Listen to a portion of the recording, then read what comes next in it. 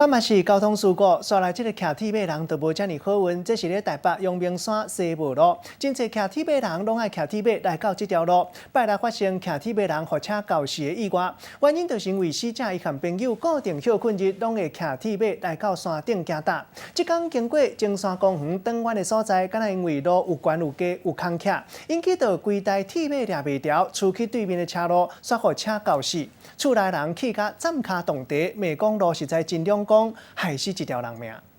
驾驶车驶伫山路，本来无啥物车，毋过要到弯的时阵，对向一个骑铁马的人煞雄雄失去控制，车甲人未来车道冲去对向的车道，驾驶根本就挡袂落来，当场甲弄落。慢动作搁看一解，骑铁马的人咧弯的时阵，可能是雄雄抓袂知，失去控制，家己刹车，搁互轿车弄着头壳，尾也送去病院，也是救袂回来。家属接到消息，毋敢相信，伫派出所内底靠甲规个无力。22号早起10点，30岁姓何的民众甲朋友小招去骑铁马，经过台北市阳明山沙无路的时阵，却因为路的关系擦刹车，轰弄一个无命。不少车友都会经过这一条阳明山和文化大学之间的主要道路。不过重新回到现场呢，可以看到其实路面相当的不平整，地板上呢还有许多的坑疤，让家属指控这是让骑士摔车的关键原因。今朝看卖啊事故的现场，路唔那细条，弯嘛真济，加上路无讲真平，就算是真有经验的老将，骑车嘛爱真细腻。经常摔车，并不是要闪车，而是路面坑洞，所以我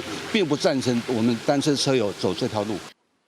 死者骑铁马已经有4年啊，对路操真熟，却也是发生意外，互家属实在无法度接受。记者综合报道。